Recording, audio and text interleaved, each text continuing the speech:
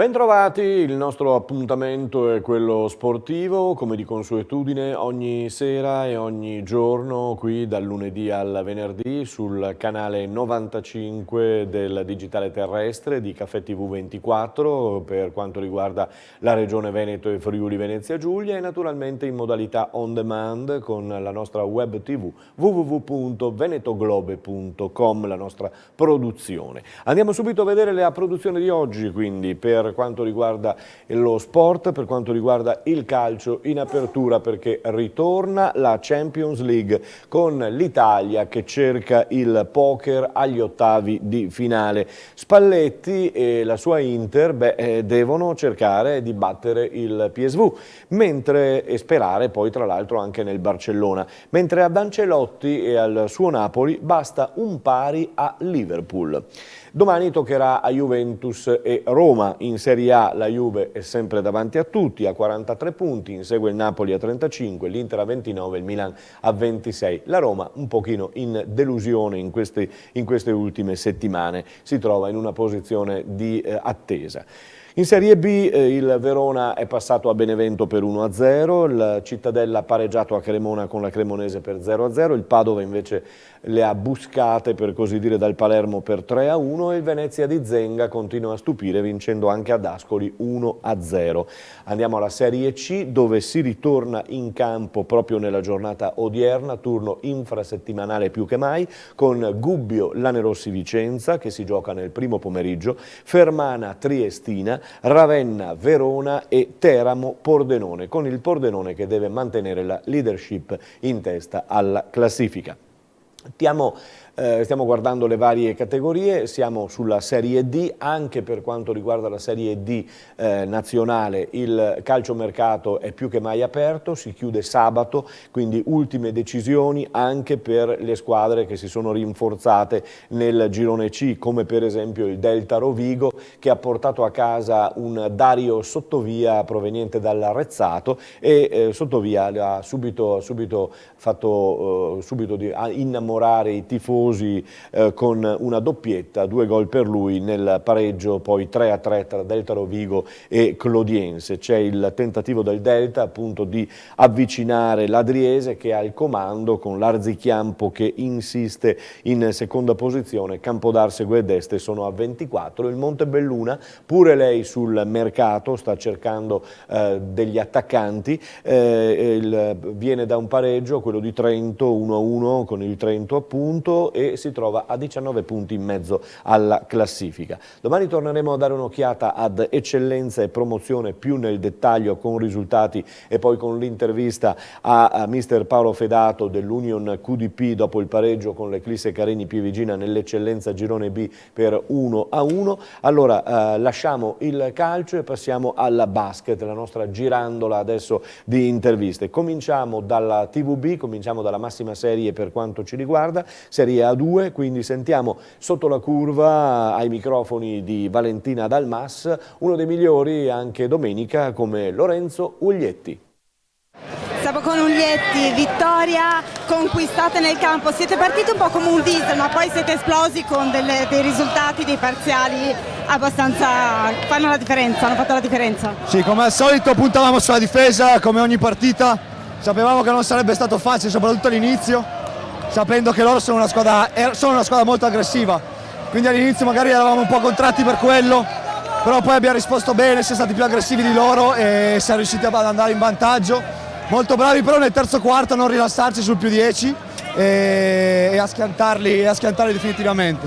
Assunto, oggi sfida tra le seconde, vi state tenendo molto vicini alla Fortitudo. Sì, noi non guardiamo la Fortitudo, pensiamo domenica dopo domenica e Roseto la prossima settimana sarà molto dura perché è un campo tosto, ogni partita è difficile. Quindi non pensiamo alla Fortitudo, ancora presto, sono la 10ª giornata, quindi non pensiamo alla Fortitudo. Bocca al lupo per la prossima. Grazie, Crepi.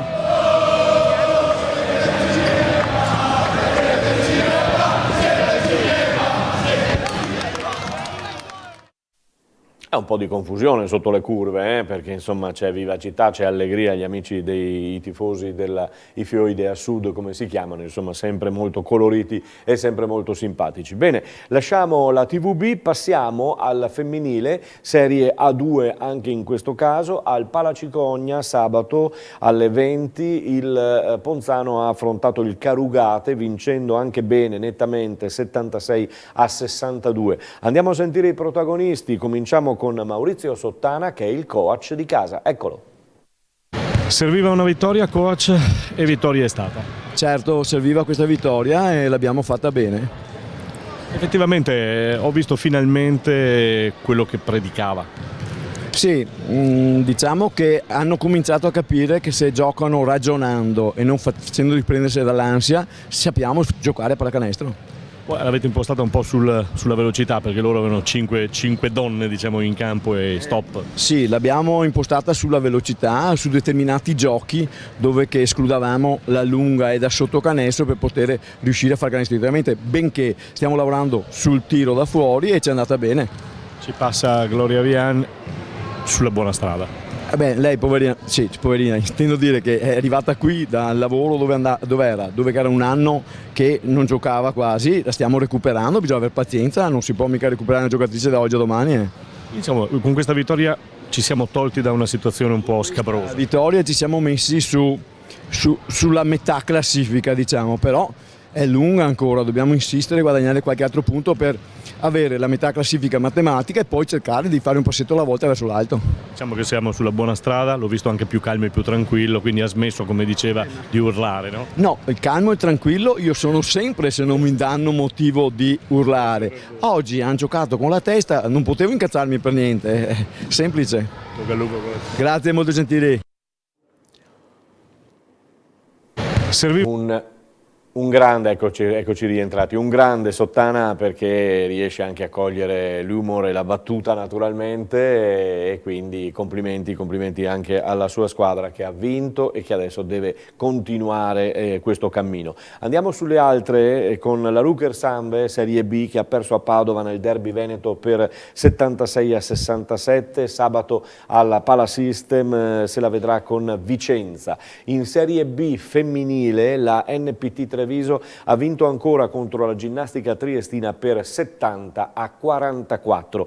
Nella Serie C Gold e Silver, così le trevigiane. Oderzo batte Padova 88-68, Riese Jesolo 50-66, quindi vittoria di Jesolo. Vigor Conegliano perde in casa da Murano 73-60, Montebelluna perde in casa da Caorle 74-69, poi altra vittoria esterna del Due Ville a Resana 62-55, Roncade batte Peschiera 75-48, ad Ormelle Altavilla Vicentina batte Ormelle 77-76 e poi Spresiano Maserada batte Istrana 80-69. Domani daremo un'occhiata alla Serie D, sempre i risultati delle trevigiane per quanto riguarda la Marca in questo caso.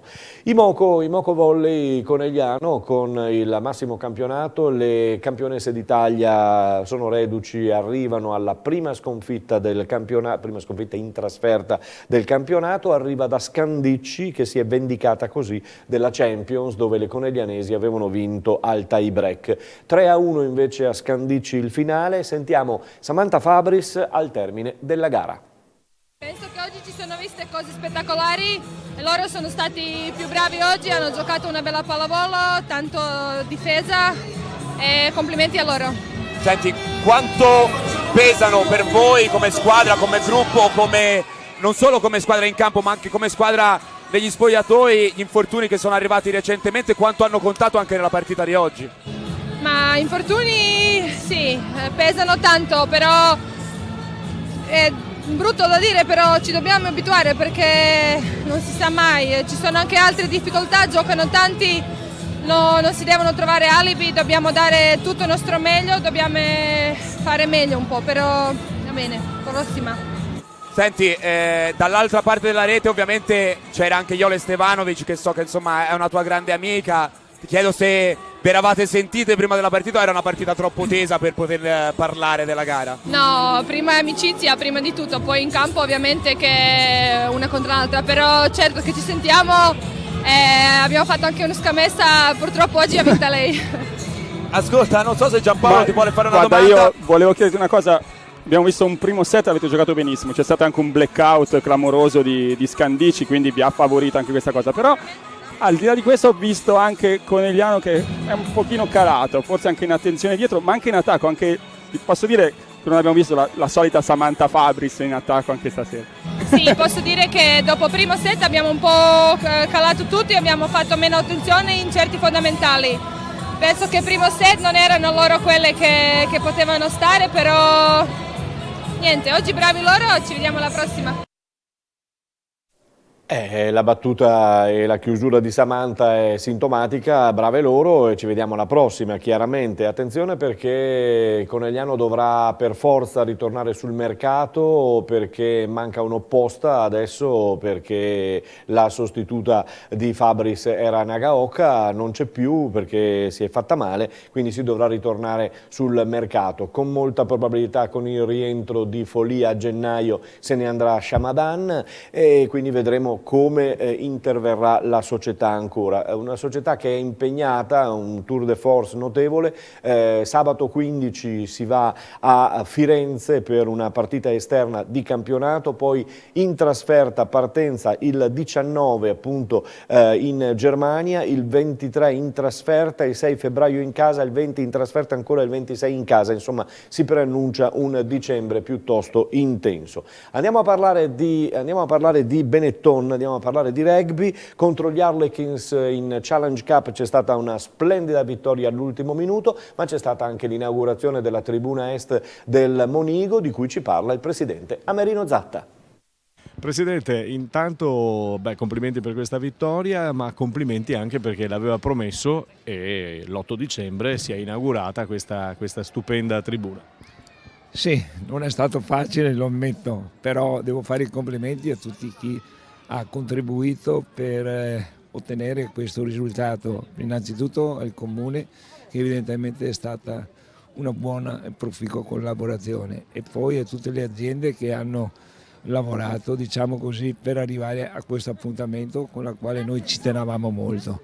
Siamo arrivati una giornata stupenda, fantastica, e oltre all'inaugurazione alla squadra che abbiamo giocato contro questi Harlequin, vincere la partita all'80° è ancora più importante, ci dà ancora più gioia, diciamo così. Quindi. Dà gioia perché questa Challenge Cup comincia a diventare sostanziosa, importante.